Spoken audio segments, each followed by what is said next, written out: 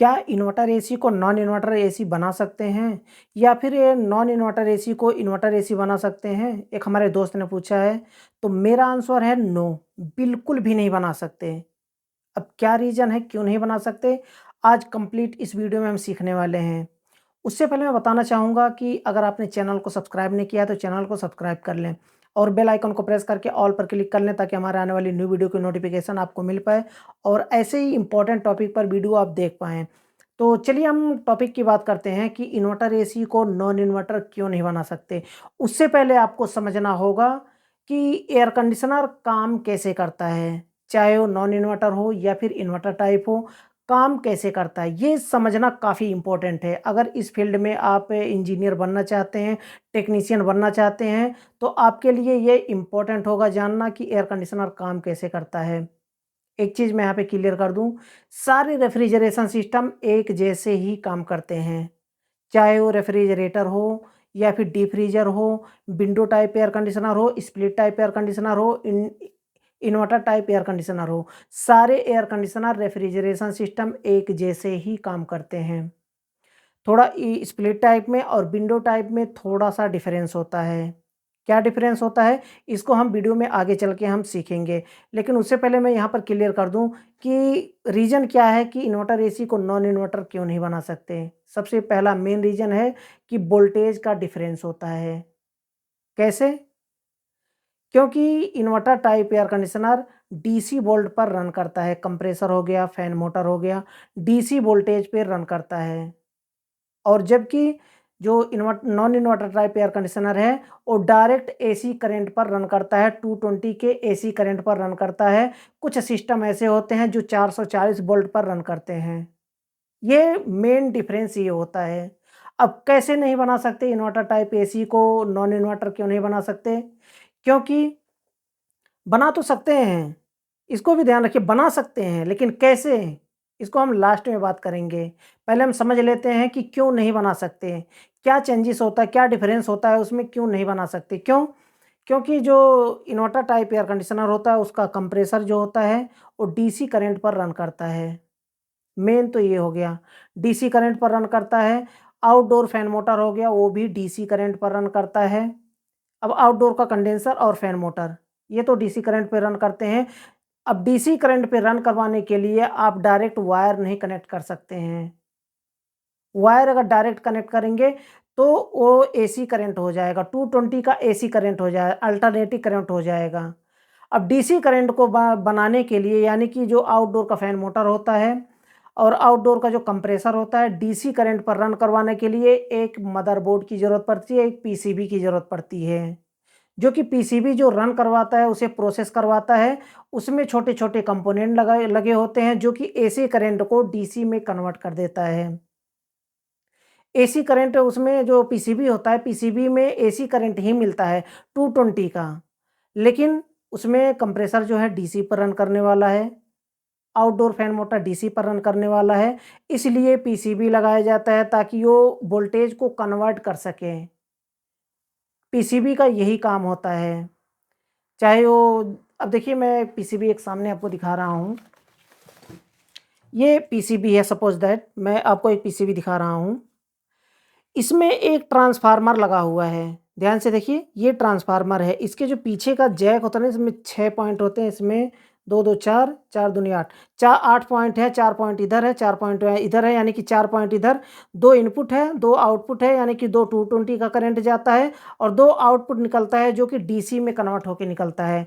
ये ट्रांसफ़ार्मर लगा होता है जो कि इसी एसी करंट को डीसी में कन्वर्ट कर देता है। इसका काम यही होता है। सारे ट्रांसफ़ार्मर में चाहे वो बड़े ट्रांसफ़ार्मर हो या फिर छोटे ट्रांसफ़ार्मर हो, कभी-कभी आप देखे होंगे सिटी में, गाँव में बड़े-बड़े ट्रांसफ़ार्मर लगे होते हैं। उसका काम क्या होता है? उस ट्रांसफ़ार्मर का भी काम होता है वोल्टेज को ट्रांसफ़र करना। क्यों? कैसे? इसको भी समझ लीजिए थोड़ा-सा एग्ज़ाम्पल, क्योंकि ये भी जानना ज़रूरी है आपके लिए। अगर इस फ़ील्ड में काम करते हैं तो वोल्टेज को और करंट को जानना ज़रूरी है। जो बाहर से जो पावर हाउस से जो करंट आता है ना, हमारे गाँव में सिटी में जो करंट आता है, वो 11,000 वोल्टेज होता है, 33,000 वोल्टेज होता है। तो डायरेक्ट हम अपने घर में तो 11,000 वोल्ट और 33,000 वोल्ट तो दे नहीं सकते। अगर 11,000 वोल्टेज आपने दे दिया, कभी-कभी शायद आपके लाइफ में कभी ऐसा आया हो, देखे होंगे, मेरे लाइफ में ऐसा आया है कि अगर 11,000 वोल्टेज अगर गाँव में पहुँच जाए, तो सारे पंखे, बल्ब जो है वो एकदम पटाखे की तरह उसमें से पटाक-पटाक करके निकलने लगते हैं। पूरा सर्किट उसमें जल जाता है अगर 11,000 वोल्टेज चला जाता है। क्यों? क्योंकि जितने भी उसमें कंपोनेंट लगे हुए हैं, जितने भी यूनिट लगे हुए हैं, वो 220 पे करंट पे रन करने वाला लगा होता है। अगर 220 की जगह पे अगर ढाई 11,000 वोल्ट पहुँच जाए तो क्या होगा? आप सोच भी नहीं सकते हैं। मेरे सामने ऐसा है, मैं देखा हूँ ऐसा। तो उस ट्रांसफ़ार्मर का काम होता है वोल्टेज को ट्रांसफ़र करना। 11,000 वोल्टेज को 250 वोल्ट में कन्वर्ट कर देता है। सेम वही है ट्रांसफ़ार्मर, वो बड़ा साइज़ का होता है, ये छोटा साइज़ का है। इसका भी काम वही है, उसका भी काम वही है। हाई वोल्टेज को लो वोल्टेज में कन्वर्ट करना। उसमें क्या होता है कि 11,000 वोल्ट को एसी करंट को, जो 11,000 वोल्ट अल्टरनेटिव करंट होता है, उसी को 250 वोल्ट अल्टरनेटिव करंट में कन्वर्ट कर देता है। लेकिन इस ट्रांसफ़ार्मर का जो काम है ना, वो 220 वोल्ट अल्टरनेटिव करंट को डीसी करंट में कन्वर्ट कर देता है। 220 वोल्ट इसको मिलता है, लेकिन ये 8 वोल्ट, 12 वोल्ट या फिर 6 वोल्ट डीसी में कन्वर्ट कर देता है। इसका काम यही होता है। उसी तरह से उसमें जो इन्वर्टर टाइप एयर कंडीशनर लगा होता है, उसमें भी वही प्रोसेस होता है, कंपोनेंट लगे होते हैं, ट्रांसफ़ार्मर लगे होते हैं जो कि डीसी में कन्वर्ट कर देते हैं। अब उसका कंप्रेसर 360 वोल्ट डीसी करंट पर रन करता है और जो नॉन इन्वर्टर होता है 220 वोल्ट एसी करंट पर रन करता है। ये तो डिफरेंस हो गया। उसी तरह से बिल्कुल फैन मोटर भी होता है आउटडोर का, इनडोर का भी। जो कि जो नॉन इन्वर्टर का होता है उसमें अल्टरनेटिव करंट पे यानी कि एसी करंट पर वो रन करता है 220 वोल्ट पर, और ये होता है कि 110 वोल्ट डीसी पर या फिर 360 वोल्ट डीसी पर करंट पर रन करता है। उसी तरह से इंडोर का भी मोटर है जो कि डीसी करंट पर रन करता है। अब यहाँ पर समझिए, और नॉन इन्वर्टर को आपको मालूम है कंप्रेसर भी डायरेक्ट एसी करंट पर रन करता है, मोटर भी एसी करंट पर रन करता है, इंडोर का मोटर भी एसी करंट पर रन करता है। तो उसमें पीसीबी की ज़रूरत नहीं पड़ती है। आप नॉन इन्वर्टर में देखे होंगे कि आउटडोर में पीसीबी नहीं लगी होती है, सिर्फ़ इंडोर में पीसीबी लगी होती है। क्यों? आउटडोर को कमांड लाइन देने के लिए, और इंडोर का जो इंडोर में सेंसर लगे होते हैं, इंडोर का मोटर लगा होता है हाई, मीडियम, लो करने के लिए, उसी के लिए ऑपरेट करने के लिए पीसीबी लगी होती है। जैसे कि मैं यहाँ पर एग्ज़ाम्पल आपको दिखा दूँ, वीडियो थोड़ा-सा लंबा ज़रूर होने वाला है लेकिन काफ़ी इम्पोर्टेंट होने वाला है, इसलिए वीडियो को कंप्लीट देखते रहिए। अब इसमें देखिए ये नॉर्मल पीसीबी है ना? ये जो इन्वर्टर टाइप एसी का ये पीसीबी नहीं है, ये नॉन इन्वर्टर एसी का पीसीबी है। अब इसमें प्रोसेस किस तरह से होता है, उसको हम थोड़ा-सा बाद में समझेंगे, लेकिन ये भी काफ़ी इम्पोर्टेंट है, इसको भी समझ लीजिए। इसमें ये रिले लगे होते हैं, 5 रिले हैं, छोटे-छोटे रिले, और यहाँ पर सेंसर का जैक लगता है, देख सकते हैं आप। यहाँ पर येलो कलर है, रेड कलर है और यहाँ पर व्हाइट कलर है। यहाँ पर तीनों सेंसर लगे होते हैं। अब यहाँ से जो है ना इंडोर का जो इंडोर फैन मोटर का जो होता है ना, इंडोर फैन मोटर की सप्लाई यहाँ से निकलती है। हाई, मीडियम, लो लिखा होगा, आप ध्यान से अगर पढ़ पाएँ तो शायद नहीं दिख रहा है। एफ, एच यहाँ पर लिखा है फैन हाई, मीडियम, लो, यहाँ पर 3 रिले लगे होते हैं, और ये जो बड़ा रिले है ना, ये कमांड लाइन के लिए होता है, आउटडोर को सप्लाई देता है कमांड लाइन के लिए। ये बड़ा वाला रिले, इसी को ऑपरेट करवाने के लिए पीसीबी लगी होती है। आप इन्वर्टर नॉन इन्वर्टर एसी को डायरेक्ट भी चला सकते हैं, चेक करने के लिए डायरेक्ट चला सकते हैं, प्रैक्टिस करने के लिए, लेकिन परमानेंट नहीं चला सकते। क्यों? क्योंकि उसके लिए पीसीबी से प्रोसेस करवाना पड़ता है, इंडोर को कब बंद करना है और इंडोर को कब रन करवाना है, सेंसर कब काम करेगा, सेंसर कब ट्रिप करेगा, ये रिले कब ट्रिप करेगा, ये रिले कब ट्रिप करेगा, कंप्रेसर कब बंद होना चाहिए, इसके लिए पीसीबी प्रोसेस करता है। पूरे सिस्टम को ऑपरेट करता है ये पीसीबी। ये समझ में आ गया? चलिए, अब हम बात करते हैं कि इन्वर्टर टाइप में अगर आप नॉन इन्वर्टर को इन्वर्टर एसी को नॉन इन्वर्टर में कन्वर्ट करना चाहते हैं, बनाना चाहते हैं, तो उसके लिए क्या-क्या करना पड़ेगा? बना सकते हैं, लेकिन खर्चा वही आपका पड़ जाएगा जो नया एसी अगर आप पे ट्रांसफ़र करते हैं तो उसे वही खर्चा पड़ जाएगा, लेकिन थोड़ा-सा कम पड़ेगा। क्यों? क्योंकि कंडेंसर वही रहेगा, कूलिंग कॉइल वही रहेगा, मोटर मोटर नहीं, वो नहीं रहेगा, मोटर को आपको चेंज करना पड़ेगा। एसी जो डीसी मोटर होता है, उसे हटा करके आपको एसी मोटर लगाना पड़ेगा। अल्टरनेटिव करंट वाला 220 पर रन करने वाला मोटर आपको लगाना पड़ेगा। कंप्रेसर आपको चेंज करना पड़ेगा।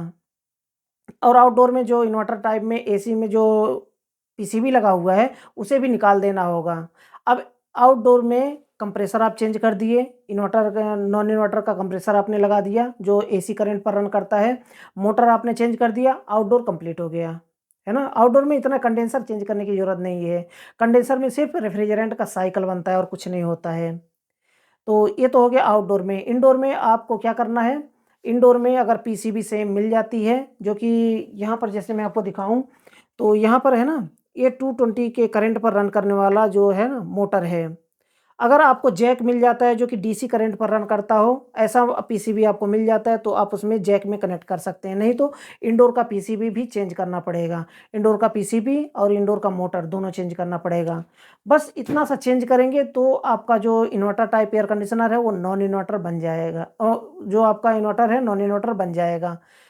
मतलब आप समझ गए होंगे कि जो डीसी करंट है, डीसी करंट को हमें डायरेक्ट एसी करंट को देना है। एसी करंट अगर आप दे देते हैं, तो उसके लिए कंप्रेसर चेंज करना पड़ेगा, आउटडोर का फैन मोटर चेंज करना पड़ेगा, इंडोर का फैन मोटर चेंज करना पड़ेगा। ब्लोअर वही रहेगा और आउटडोर के फैन्स वही रहेंगे, कंडेंसर वही रहेंगे, कूलिंग कॉइल वही रहेगा। तो आप इन्वर्टर एसी को नॉन इन्वर्टर में कन्वर्ट कर सकते हैं। लेकिन कंप्रेसर चेंज करेंगे तो कंप्रेसर काफ़ी कॉस्टली आता है, इंडोर का और आउटडोर का फैन मोटर भी कॉस्टली आता है। लेकिन कंडेंसर आपको चेंज नहीं करना पड़ेगा, बॉडी आपको चेंज नहीं करना पड़ेगा, इंडोर का बॉडी आपको चेंज नहीं करना पड़ेगा, कूलिंग कॉइल आपको चेंज नहीं करना पड़ेगा, सब कुछ सेम रहेगा। बस आपको इतना सा चेंज करना है, आपको जो इन्वर्टर टाइप एसी है वो नॉन इन्वर्टर में कन्वर्ट हो जाएगा। मुझे लगता है कि आई होप कि आप समझ गए होंगे। फिर भी कोई डाउट रह जाता है, कोई क्वेश्चन रह जाता है इस वीडियो से, कुछ शायद मैं भूल गया हूँ, नहीं बता पाया हूँ, वीडियो काफ़ी लंबा हो रहा है, इसलिए मैं वीडियो को बंद करना चाहूँगा। अगर कुछ रह गया हो तो बेझिझक आप मुझसे कमेंट बॉक्स में पूछ सकते हैं, मैं उसका रिप्लाई जल्द से जल्द देने की कोशिश करूँगा। तो आज के लिए बस इतना ही था, अगली वीडियो में फिर जल्दी मिलते हैं एक नए टॉपिक के साथ।